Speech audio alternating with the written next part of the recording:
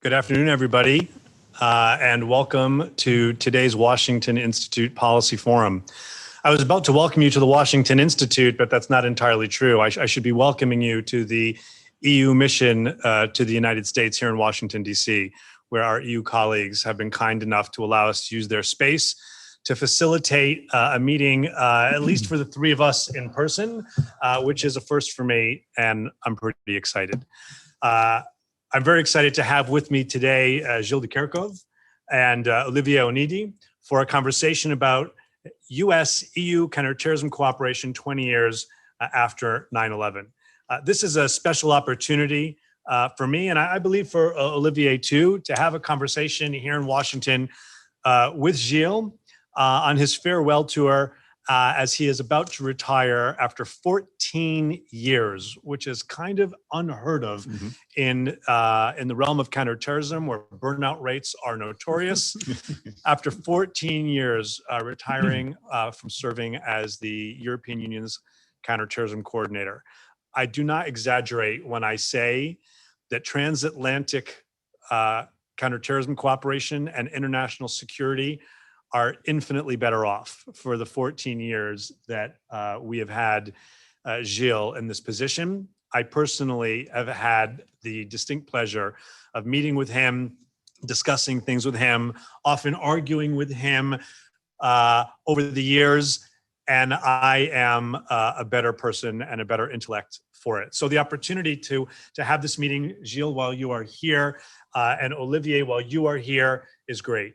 I want to highlight for you, and if we could put up on the screen briefly, a copy of this special book, Liber Amicorum, that was written in honor of Gilles by a large number of counterterrorism scholars and practitioners. I'm honored to say I am among them, and so is Olivier, who we all wrote essays on various aspects of counterterrorism and counterterrorism cooperation, but also notes on our personal experiences working with Gilles. And I cannot recommend the book highly enough, at least the other chapters not written by myself. So you know who Gilles is. Olivier is the Deputy Director General for Migration and Home Affairs at the European Commission, where he's been in charge of the Directorate's work on security issues since December 2016. His previous assignments include coordinating Commission-wide efforts related to Central Mediterranean route and the refugee crisis. And before his 14 years at the helm of the European Union's counterterrorism office, Gilles served in many different capacities over a long and distinguished career as a European and Belgian diplomat. So with no further ado, I would like to turn the floor over to you, Gilles, for some opening comments, and then we'll turn to you, Olivier, for your own. I'll have a couple of things to say, and then we will immediately open up to Q&A. And the last thing I'll say in introduction is there will be two ways for you to ask your questions. Those of you who have been able to register on the Zoom link will be able to ask your questions through the Q&A function on the bottom center of your screen. And those of you who are watching on our live stream will be able to ask questions in real time by emailing your questions to the email address policyforum@washingtoninstitute.org. Policyforum, one word, at Washingtoninstitute, also one word, .org. So, Gilles, thank you in advance. The floor is yours. Thank you, Matt. Thank you for many reasons. Thank you first for hosting this conversation. Indeed, together with Olivier, we were in Washington for 2-3 days. I think we were the first real people that our counterpart could meet after 1.5 years of confinement. And it was important to get to know each other, the new Biden administration. As you said, I've been working a lot to build the transatlantic relationship. It's not only, it started 14 years ago when I was appointed counterterrorism coordinator. I started 26 years ago when I started in the council as Director for Justice and Home Affairs. We launched what we call the transatlantic agenda at the time. And the change during all these years has been amazing. And I will try to give some examples. Thank you for your contribution to the book.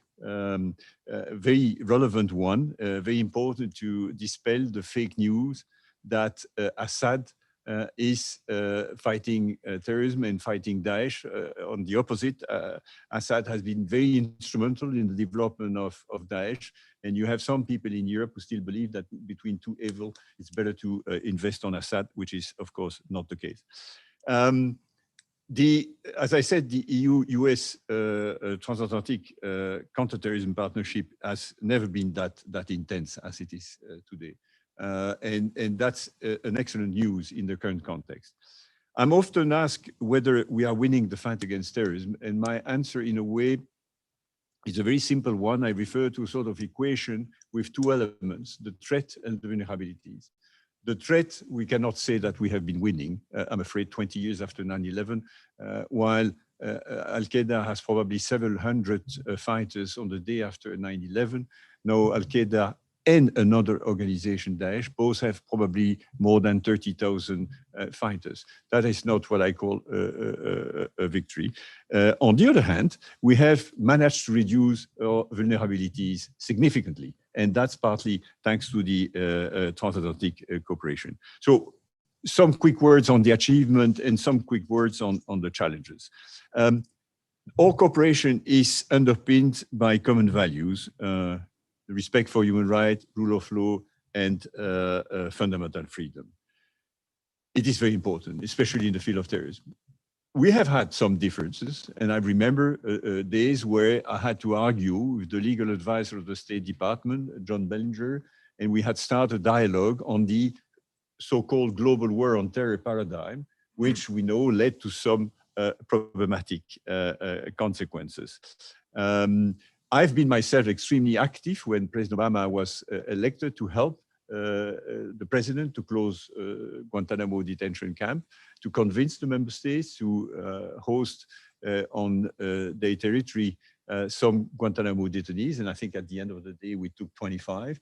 And the quid pro quo of this support was a bit to change the paradigm and get back what you do today, what you were doing before, to the normal judicial approach to the fight against terrorism. Just some example of what we have achieved since 9/11, an excellent fluid information sharing environment between the two sides of the Atlantic. It's amazing the way the security services on the one side and the intelligence service and the law enforcement agency are sharing together. One example, the FBI shared with Europol a list of more than 4,500 names of people detained by the Kurds in northeast Syria, that after a quite complex process, we managed to insert into the most effective database that we have in Europe, called the Schengen Information System, so that we can detect at the border if any of them would escape from the prison and would try to re-enter into the Schengen common area. So that's just show how much we are sharing data. And when I was during these 2 days here, meeting my American counterpart, I insist to just amplify that sharing of data. And one that I insist on the most was Afghanistan. During 20 years, the Americans and NATO, of course, and many of our member states were present. So we have collected a lot of battlefield information, and some of them might be very important to share with us in the case of if something goes wrong in Afghanistan and you have migration flow. Europol and Eurojust do work closely with their American counterpart in more and more cases. You may have heard 2 or 3 very impressive investigations. It's not in CT, counterterrorism, but it was an organized crime, but major case of mafia people talking to each other through an encrypted mobile phone, and that led to the collection of millions of data. Very important to crack down on organized crime. But there has been a joint investigation team where the FBI was involved with Europol and Eurojust in counterterrorism. We support, the Americans support some military effort from our member states, and the Operation Barkhane in the Sahel is a good example, and conversely, we do the same in many places, including Afghanistan. We cooperate in our efforts to build the capacity of third state. Since 9/11, the European Union has hugely increased its support to third state so that they can beef up their own capacity to fight against terrorism and have a much more comprehensive and balanced approach that they had before. So far, I think we are around 500 million euro, which is quite impressive in support of third state, mainly the countries around the Mediterranean, from Morocco to Turkey, including the Western Balkans. But on top of it, in a much more flexible way, the Commission, and Olivier can develop that, routinely invites American experts to many brainstorming that we have in Brussels, that it be on the protection of public spaces and places of worship, that is on drones, UAVs, on chemical to build a bomb, on battlefield information, and that's the way it should. I just left one undersecretary of DHS this afternoon, who said that in some years ago, there was every week a phone call between his office and the colleagues at Europol. This is excellent. But I won't go into all the detail because it's quite impressive, and turn quickly to the challenges. The first one is what I would call a constitutional challenge. On the US side, the First Amendment lead to some difficulty in our cooperation, and we know why. Why? Because it allowed the internet company to host on their platform sometimes hate speech and promote disinformation. And in Europe, we have a more balanced interpretation of free speech. We do care a lot about free speech, and some of our member states are extremely cautious on that. But we still can make it a crime to develop hate speech and put pressure on the companies so that they remove hate speech from internet. Similarly, with terrorist content, we just adopted a legislation in Europe to force the companies to remove from their platform any terrorist content which has been flagged to them within 1 hour, which is quite impressive. On the American side, there is a huge concern on the way Europe promotes privacy and data protection. You have probably followed the case law of the Court of Justice, which in a way started after the Snowden leaks. If you look at the case law of the Court of Justice, they were pretty relaxed before the Snowden leaks. And after the Snowden leaks, because of what we heard of the importance of the surveillance system in the United States, both the European Parliament and the Court of Justice became extremely vigilant. And the court has developed a very demanding case law on the collection of metadata, for instance, which is quite a challenge for the security community and the law enforcement community, and has taken decision on the transfer of data across the Atlantic with the Schrems I, Schrems II decision. And I think it won't be easy to reconcile these cross constitutional challenges, EU privacy and First Amendment. But I think we will have to live with our difference and try to find pragmatic solution. I'm very convinced that we will do it. 4 priorities for future cooperation that I want just to develop in telegraphic terms. One, what we call right-wing violent extremism, what you call REMV, racial, ethnically motivated violent extremism. Second, the role of internet in the promotion of all this content of violent extremism. 3, the need still to work on jihadism worldwide, and especially on the ideological spread of underpinning jihadism.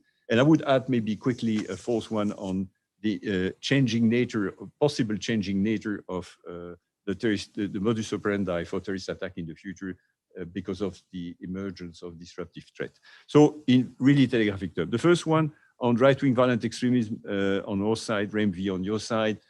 The good news is that on both sides of the Atlantic, it's now a top priority.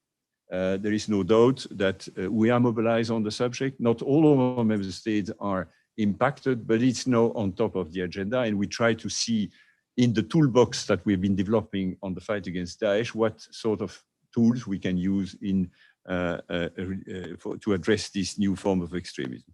Not new, but the developing form of extremism. So we need to work on a sort of working definition, what it is that we are talking about, address the issue of internet. I won't go into the detail. Maybe share more data on both sides of the Atlantic. Are there movements of people across the Atlantic, of money and so on? And four, try to designate more organizations. The US has only designated the Russian imperial movement so far based on the State Department mechanism of designation, a global terrorist organization. We heard this morning that the Brits had put the base on the list of terrorist organizations. Would be good to do more. First, because it would help the internet company to remove a lot of content linked to designated terrorist organization. And second, because probably it would help collect more data to people linked to these organizations. But I know there is a debate inside the US on how to legally address domestic terrorism. Second, internet to spread hate speech, disinformation. We very welcome the decision of President Biden to join the Christchurch call. We know the limit of what you can do because of the First Amendment, but I'm convinced that together we could do a bit more. And the more is about what I call algorithm amplification. Because even if neither the United States nor Europe are changing the liability regime for the internet company for the content that they host, I wish we would proceed differently, but that's not the case. At least we could find a way to put more pressure on the internet companies so that they retweak and change a bit the algorithm they have developed. Because the consequence of the algorithm they use for the time being is that it amplifies a lot illegal content, terrorist content, hate speech, but as well disinformation. Why? Because based on neuroscience, these companies know exactly what they should offer to the users so as to keep the users as long as possible on the platform, because the business model is to bill the time spent on the internet. And all the studies that I've seen show that it leads to more radical content, extremist content, than the opposite. I think we could together have a discussion and conversation with the internet company. Three, the global spread of Islamism extremism ideology. I was in Saudi Arabia last week for the first formal meeting with the Saudi authority on how to reduce the volume of extremist legacy material that the Saudis have developed for the last 4 decades, and especially during the 90s. The new crown prince, the new leadership in Saudi Arabia, wants to transform the economy. They know that in order to achieve that, they need to transform the society, and therefore to curb this huge extremist content that they have developed during these 4 decades. And they are ready to at least have a discussion. And the State Department has, for some years, had the same conversation, especially on school curriculum. I understand there has been improvement in Riyadh, and I think it is our security and economic interest to encourage the Saudis to go ahead in this direction. But a joint force would help a lot progress in this respect. Finally, maybe one last point on what we do outside Europe and outside the United States to help countries, and especially in Africa, with the sort of Africanization of jihad. There is something interesting in the latest iteration of the Sahel strategy of the European Union, where we try to understand what went wrong, because we have spent a huge amount of money. We've deployed major military and police operation with not much success. And one of the reasons I think we realized that we're not insisting enough on the importance of good governance, of the fight against corruption, and the fight against violation of human rights, and especially make sure that the government do provide to the people on the ground the basic services. And that may have played and continue to play a role in the spread of jihadism in Africa. So that's something which I think is an interesting development. And finally, the big question mark on Afghanistan. If a thing goes wrong, we will be faced with quite impressive migration flow, I'm afraid. Not only Afghans, but we know that some citizens from Bangladesh are currently in Iran, and they will try to move to Turkey and then to Europe. And one of my fears is to see foreign taste fighters currently hidden in Turkey, trying to sneak into the flow of migrants and coming to Europe. Therefore, the importance to share as much battlefield information and data as possible. So these are some challenges for my successor. Thank you, Matt. Thank you, Gilles. Olivier. So who would like to be the successor of Gilles with such a list? Yeah, those are big shoes. It's quite a list. No, thank you, Matt, for this event. Just maybe a few markers on my side. I certainly and definitely don't have the time perspective of Gilles. I've been dealing with the CT for some 4 years. I've been a companion of Gilles for those years. The first important thing, I think, when trying to characterize transatlantic relations is the fact that in this field, I think it is quite unique, we're not trading. Security is unconditional. And I think that was from the start, since our time perspective is 9/11, that has been the driving force throughout many difficult events we have observed on both sides. That has been the strong driver. We're not trading. It's an unconditional support to each other. Your security is my security. And looking at the recent different administrations, we never had a tendency to try to negotiate in this field. And I find that remarkable. If you look at the very recent perspective of one of our member states, the UK, deciding to leave the European Union and negotiations being initiated in order to seal the new relationship, there was a tendency on both sides to trade on security. It hasn't happened, fortunately, but here in the US context, I've never seen that. So it is very, very encouraging. Second, Gilles mentioned it, we have common values. We have some differences in terms of our constitutional or primary law aspects. I think that forces us to be creative. And when looking at the aspects Gilles mentioned, is it privacy, data protection? Is it freedom of expression, First Amendment, etc.? We've always been able to actually circumvent these legal obstacles and find creative solutions in order to ensure that the data was flowing.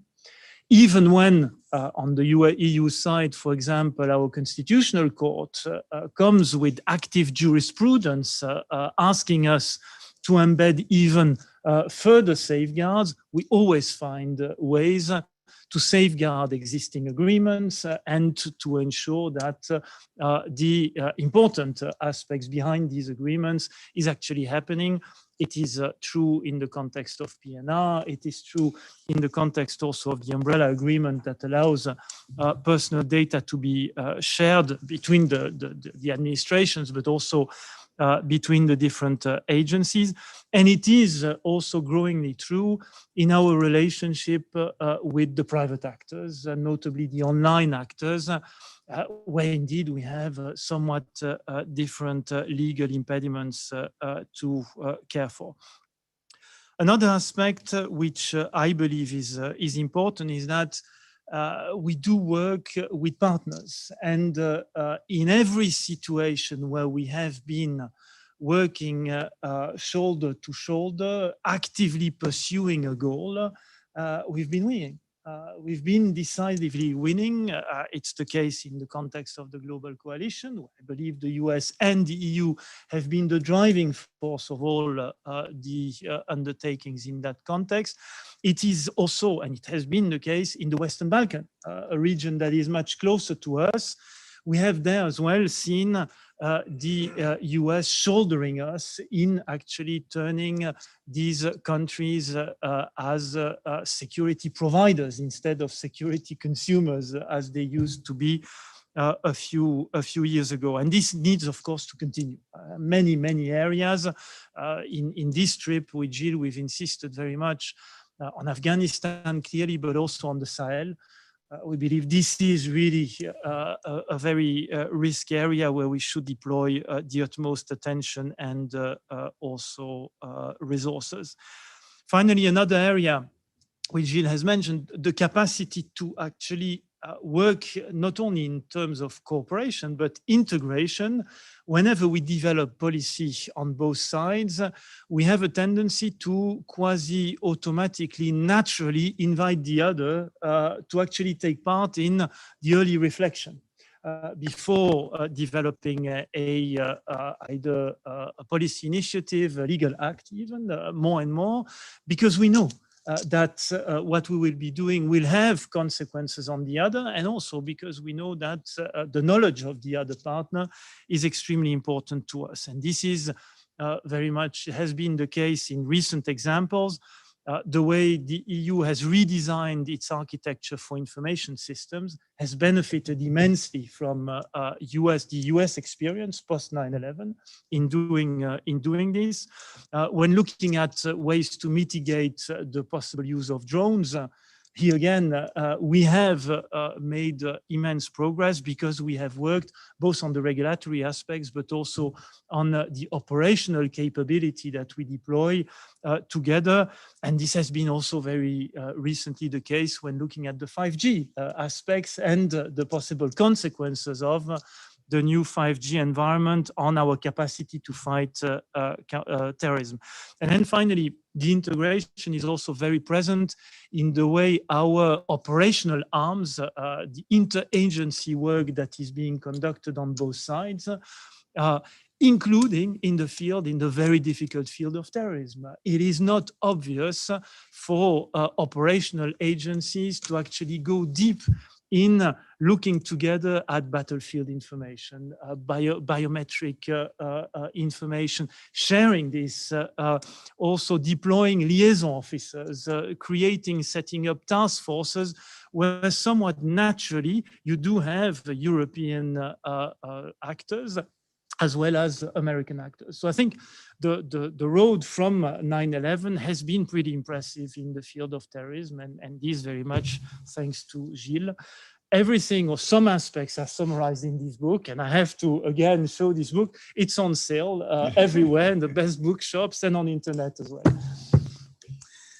I was teasing Gilles just before the event. You can see how thick the book is, that this is his first year of retirement, reading all of the contributions here. Thank you, Olivier. Thank you, Gilles, for those introductory comments. We already have some questions that have come in. I'm going to take the moderator's prerogative to ask one or two, in my own mind, deeply insightful questions to kick it off, and then we'll go to our Q&A. If you are on the Zoom, you can ask your question directly through the Q&A function.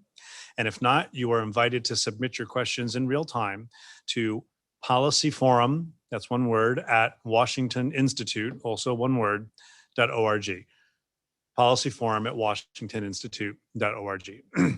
So, gentlemen, Gilles, in one of your very first comments, you talked about looking back and some of your earlier years and the work that you did trying to help U.S. administrations move beyond the Guantanamo era and close down Guantanamo and move things, as you put it, into more traditional judicial channels. Here we are today, and there are quite a few people, as you mentioned, the FBI has shared many of their names with you, from around the world, including from European countries, being held by the SDF, primarily by the Kurds. And there is a little bit of still a transatlantic impasse, if you will, over the best way to deal with this problem, the disposition of these individuals. Now, without papering over the difficulties in evidence, the difficulties in the kinds of sentences people might get, the difficulties in actually being able to prosecute, convict individuals, comparing, the Guantanamo era to the Al-Hol era, if you will, what are some ways that we could collectively try and move this particular issue forward, given that I think there is transatlantic agreement that this is not a tenable long-term solution? Difficult question. I've brought the topic on the agenda in Brussels, and I've been doing that for the last 2 years at least. I visited Asake Al-Hol 10 days ago with the head of the anti-Daesh coalition, John Godfrey, the two of us, thanks to American support, American military support, in order to get a sense of what the situation was there. And indeed, it is worrying because Al-Hol is the conditions are terrible, terrible in terms of water, in terms of food, in terms of security, and especially in the international annex, which is a sort of mini caliphate, where kids are brainwashed by the toughest ideology, and there are murders, and tents are burned, and so on. So the situation is even worse in the prison, Asake, where 4,500 or nearly 5,000 Daesh real fighters are detained, and in dire condition, very dire condition, tuberculosis, many die, and so on. So for the time being, what I've tried to do, knowing that our member states, for the time being, do not want to repatriate the adults, they want to repatriate children. That's a fact. I cannot do anything against that. I have tried to mobilize the EU system so that we can avoid the situation from getting worse. And what does it mean? It's to provide, improve a lot the detention conditions, improve the living in the camp, but provide also a basic sort of education in the international annex. Half of the people living in Al-Hol are below 12 years old. And as one of your colleagues put it in a conversation I had with him, probably, most likely, the next Baghdadi is living as 10 years old, and is living either in the annex of Asake, where you have some teenagers, or in the camp, like Baghdadi developed his project in Camp Buka. And therefore, we have to avoid that, at least reduce the risk of reproducing several Baghdadi there. And there is a quite strong consensus in Brussels that the EU should do more. So we're in a phase to detect different ways to help the Kurds, to reduce the pressure on Al-Hol. One way is to encourage the resettlement of the Kurds, of the Sunni Syrian in the Sunni tribes. The other one is to help the Iraqi government to repatriate the 30,000 women and children. And we are very, very much engaged in this process. The next step, repatriation, that's beyond my pay grade. I don't want to express myself because that is something on which I made a deal with the member state. I can work on the improvement of the condition, but we don't discuss this. That's their decision. But we should realize that the Europeans are only a very small number of the detainees. Most of them are from China, Turkey, Russia, the Central Asian country. In terms of male detained, it's probably 200 out of 10,000. So we're not. It's not that Europe is blocking the solution. Olivier, anything you want to add on that? Well, maybe in general terms, it's another good example to illustrate the fact that even on difficult issues like this, we don't try to deny, to avoid the question. This has been discussed at every single opportunity we had with our US partners, and discussed as adults. So also it could have been possible maybe to try to corner us, trying to force us to repatriate, to get to repatriation. No, I think the relation is again so mature that we're looking at ways, incremental ways, to actually solve this problem amongst us, looking at the European nationals there. And as Gilles said, the vast majority of other nationals, where in our respective countries, respective relations, sorry, and contacts with these countries of origin, we try to create the conditions for a progressive repatriation of those nationals. So I'd like to follow up on that with a fairly blunt question, and that is there a little bit of a whiplash effect in terms of transatlantic relations coming off a previous administration that dealt in a much more transaction type way with its relations with others, pulled out of many international treaties? Olivier, you mentioned that we deal with this, we take it head on. It's not threatening. But at one point, President Trump did say, well, if the Europeans don't do this, I'm just going to have to release lots of people.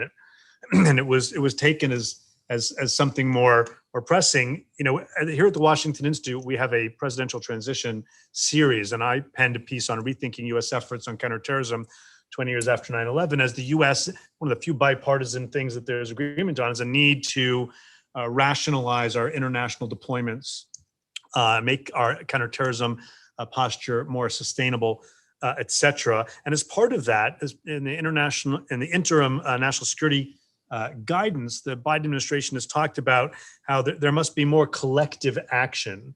As part of the research going into the study, we held a variety of kind of think groups, and one of them was with a bunch of European scholars, and one of them commenting on one of President Trump's threats to suddenly pull out of Syria said, and I quote, "Does the Trump administration not understand that its actions in Syria are undermining our, meaning European, national security? We're not an ocean away from Syria. The problem is at our back door."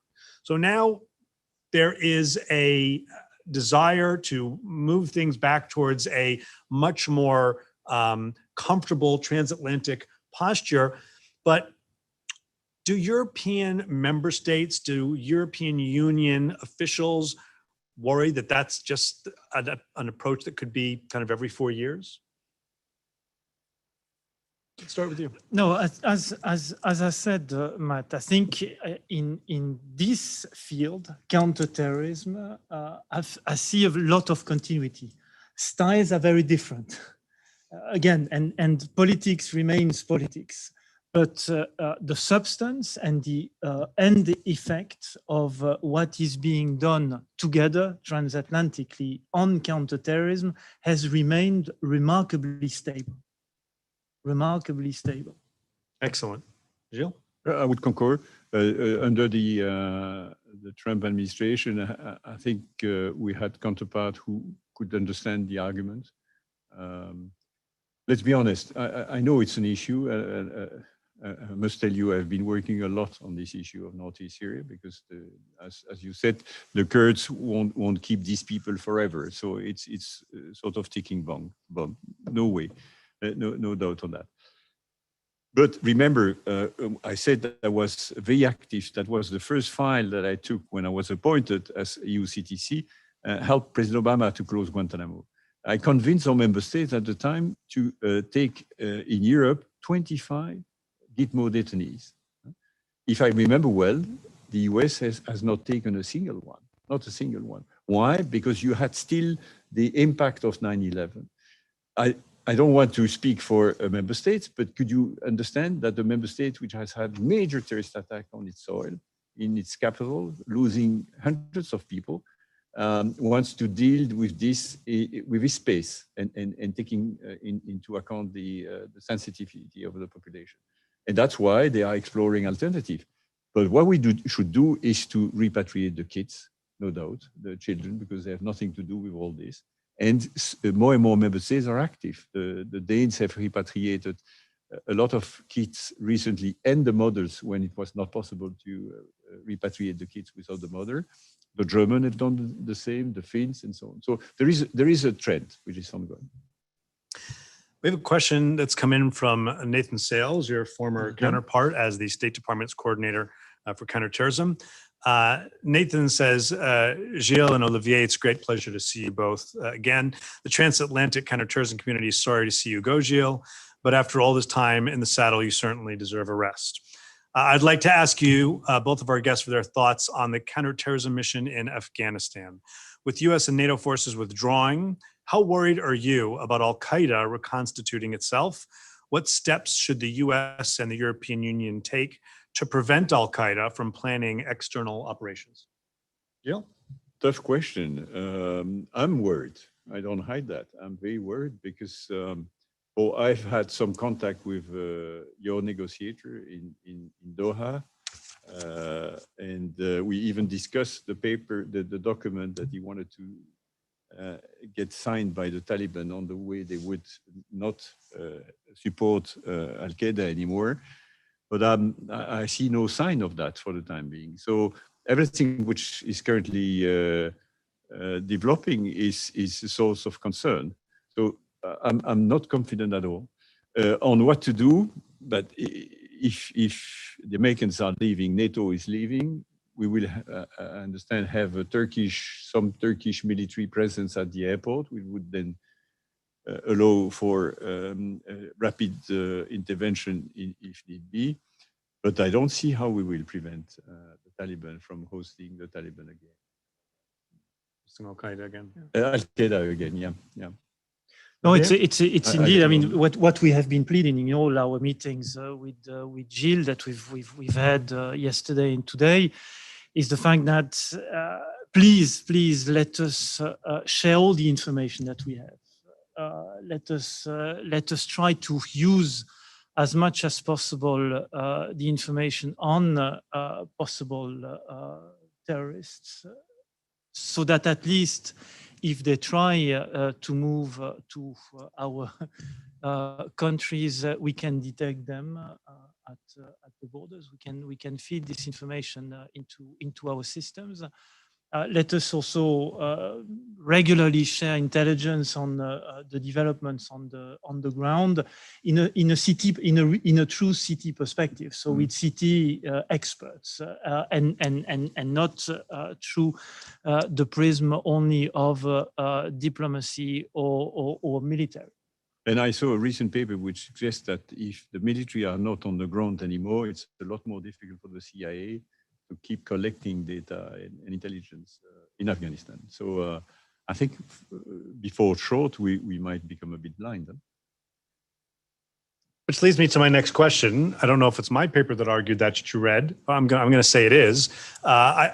Is there a concern among European intelligence services that with the US not being on the ground in Afghanistan, with shifting deployments to other spaces as we try and balance counterterrorism and great power competition, that some of the intelligence that both we, the United States, have enjoyed based on our collection, but so have you, our closest allies, is there conversation about how to fill that gap? The Transatlantic Alliance has relied in some places especially hard on specific types of US collection, not just human assets on the ground, but ISR above that won't be able to fly as long or as frequently if we are not located there on the ground. As you put the same, you made the same statement last week at the conference that I organized and say, is Europe ready to take a lot more of the burden, because there will be a burden shift under the Biden administration. By the way, it's something that I've raised in my farewell speech to the 27 ambassador dealing with foreign policy. I believe Europe will have to take more on its shoulder in the coming years, and therefore put more resource in intelligence collection. But I hope that we will keep collective mechanism. One which I find extremely effective is the anti-Daesh, anti-ISIL coalition.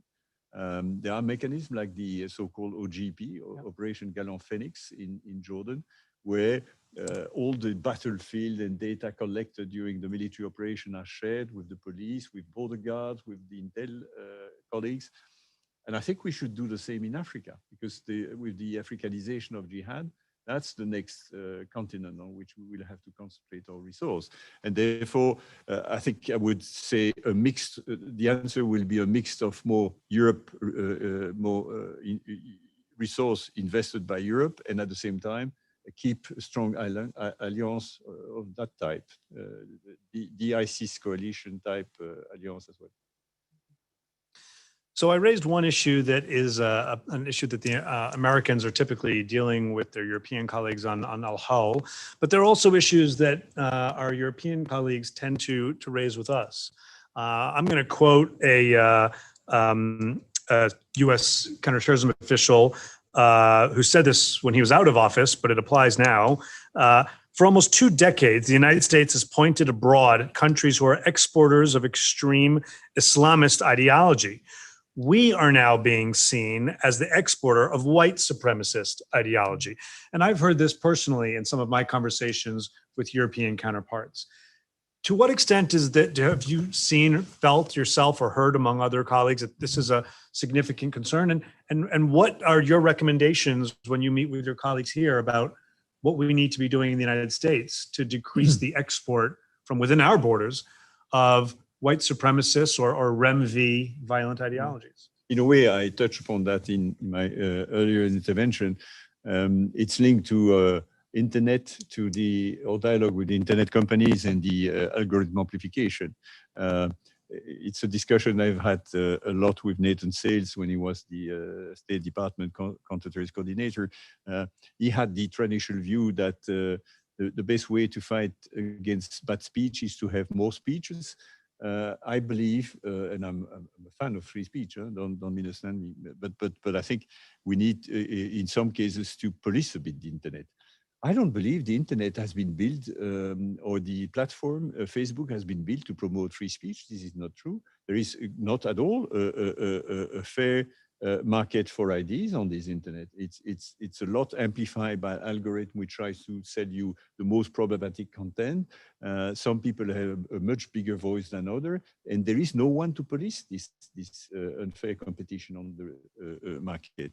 So I think we could together try to put more pressure on the companies to look at the algorithm. One piece of legislation has been recently tabled by the Commission called the Digital Service Act. They don't change the liability regime, but they at least put obligation in terms of transparency and in terms of audit of algorithm. But we need expertise. So why don't we do that together on both sides of the Atlantic? That would be one step. Because if you don't amplify all these QAnon and so on, they will have a lot less impact. For sure. Olivier, anything? Yes. I think it would be unfair to say that the US is exporting white supremacist theories. We have our own groups that are exporting quite nasty ideology as well of that kind.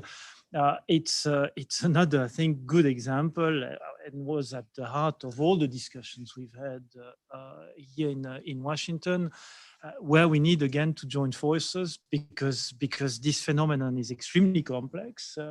It's relatively new in the form it takes these days.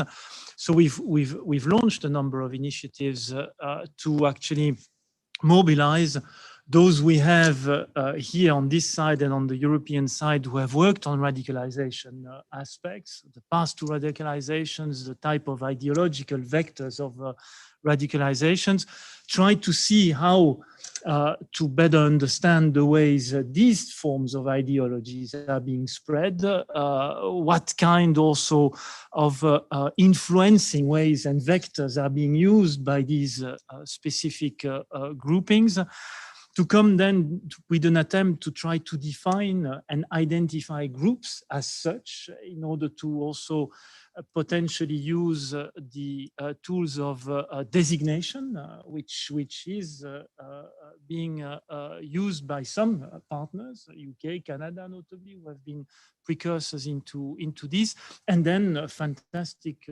work also that needs to be done with the internet actors in the same way as we've done with them on the jihadist forms of radicalization, and adapting our tools, because we had tools that were dedicated to identifying Islamist radicalization forms, propaganda. We have to adapt those, but we have some expertise on both sides, which in being shared, in being nurtured, can be effective. As we look at counterterrorism cooperation 20 years after 9/11, I wonder if some of the best tools that we've developed to deal with transnational groups simply aren't going to be as effective in dealing with lone actors, small networks, whether they are from the jihadist milieu or increasingly from the REMV far-right milieu. Gilles, I think some of our earliest conversations were on issues related to terror finance, probably during and after my time at the Treasury Department. And I think about that problem in this regard in particular.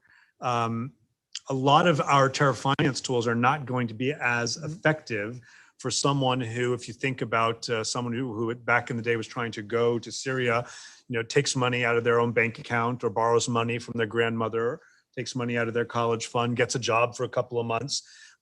It's going to be much harder to deal with this threat if it's different in many ways than what we've been seeing.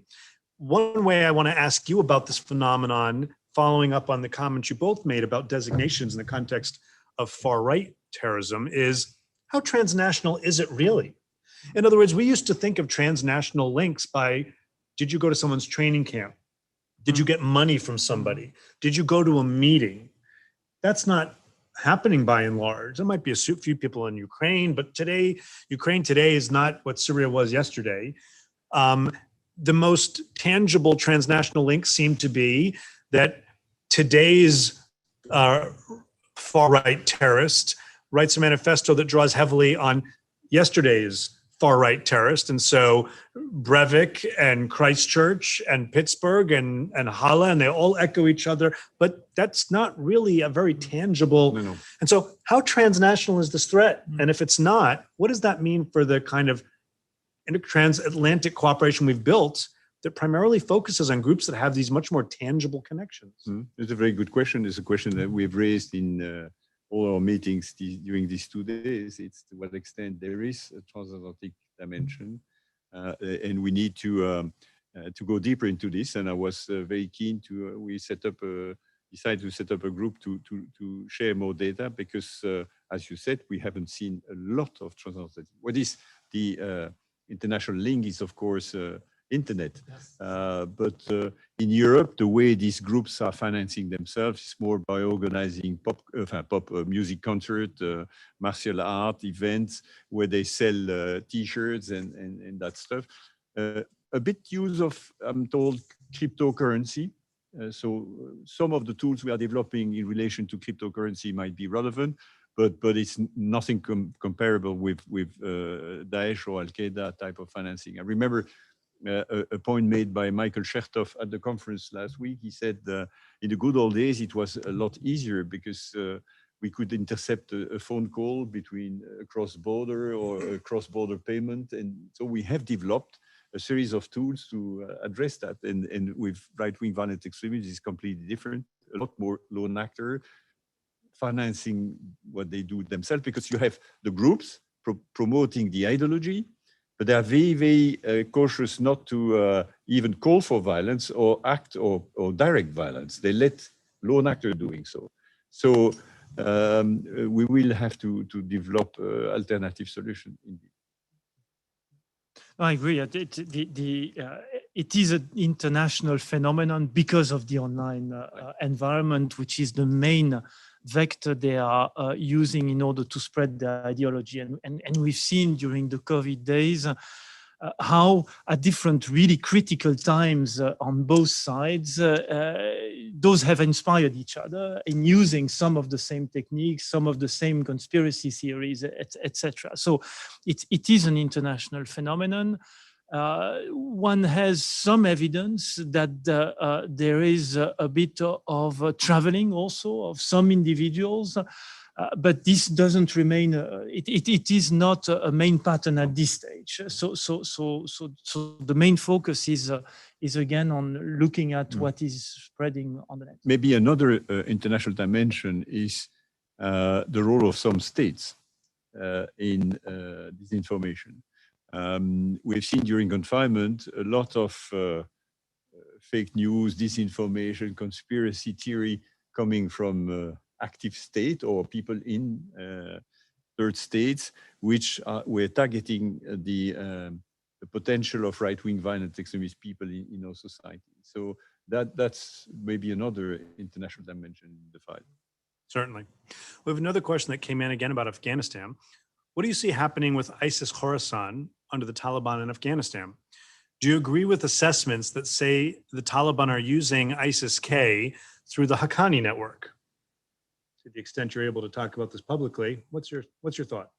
I'm not a sufficient expert. To be honest, Afghanistan comes back in our concern since the decision to withdraw, and I've not followed all the detail of the relationship between the Haqqani network and the Taliban. So I'm probably not in a position to answer in a meaningful way to the question. But so far, my understanding was that they were all fighting Daesh, Khorasan, Al-Qaeda, and the Taliban for the time. So is it a serious concern? I guess time will tell. I think most people are raising the concern more in terms of Al-Qaeda and the Taliban. Yeah. Yeah, that's my concern, my main concern. And Daesh in Afghanistan seems to be pretty weak. No? We'll see if that remains the case without international forces there. So we're almost out of time. Gilles, you knew this was coming, but I do have to ask at least one question about Shia extremism. This has been a point of conversation between me and Gilles for many, many years now. I guarantee you he's been sitting here the whole time thinking, when is it coming? It's coming now, Gilles. So Europe has suffered from a series of Hezbollah-related cases. Of course, we had the ammonium nitrate in Cyprus. We had the bombing in Burgas, Bulgaria. We have Operation Cedar with people being convicted in France, a variety of people from countries as diverse as Germany and Lithuania and elsewhere being involved in narcotics and money laundering on behalf of Hezbollah. And then, of course, as Nathan Sales noted in his capacity when he was in government, the issue of ammonium nitrate being moved across borders in Europe. I wonder, part A, if you could speak to the European perspective on Hezbollah as a continued terrorist threat. And then second, separate from the issue of the Iran deal itself, Iran is involved in acts of terrorism, not only in terms of its support for other groups, but we just had a really insane case exposed yesterday here in the United States of Iranian operatives trying to kidnap an American citizen, an Iranian American citizen, a human rights activist and journalist. She lives in New York, plotting to try and smuggle her back to Iran through Venezuela. What's Europe's position on Iranian ongoing terrorist operations, both in Europe and in the United States? On Hezbollah, you know that we put the military branch, and I know that there is nothing like the military branch according to Nasrallah himself, on the list of terrorist organizations in Europe, which was a step, not the full step, but it was an important step. And not easy to reach because we need the consensus of all the member states to take that decision. We should just add that the designation in Europe has not the same legal consequence that designation in the United States, but I don't want to dwell on that, but that's important. It's a lot more symbolic in Europe because the Hezbollah has no bank account in Europe, so it's probably we will never seize any euro belonging to the Hezbollah. And it is, so that's important.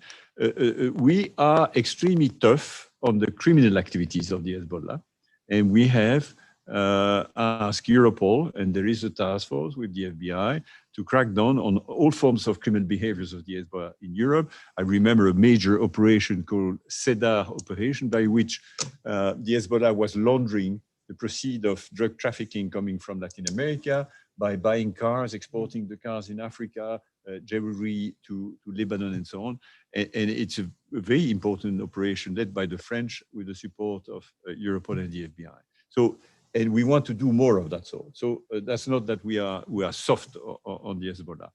On Iran, we have had recent bad behavior of Iran itself in Europe, a plot against the Mujahideen do you say, People's Mujahideen, PMOI, which led to the terrorist designation of people from the intelligence branch of the Ministry of Intelligence. I don't remember exactly, which shows that we are not just weak. When there is evidence, we will use here again the tool of designation, and the person who has been arrested in Germany, extradited to Belgium, has been sentenced to something like 20 years imprisonment in Brussels and or in Antwerp.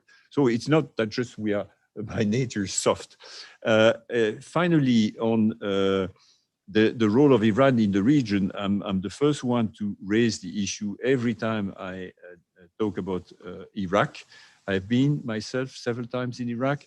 When you talk to the Sunni tribes, in a way, the grievances that led them to support Daesh and explain why Daesh grew so quickly between 2011 and 2014 are probably again there in Iraq, and the same causes may lead to the same effect. So the pressure that Iran put on the Shia and the presence that they have in Iraq has a very negative impact on cohesion in Iraq. So for this reason and many other places like Yemen, like Lebanon and so forth, I hope, and I express just myself because I'm not involved in this negotiation, that as soon as we have reached some sort of relaunch of the JCPOA, we will be tough on both the ballistic program of Iran and on the, I don't know how they call it, but the disturbing behavior of Iran in the region.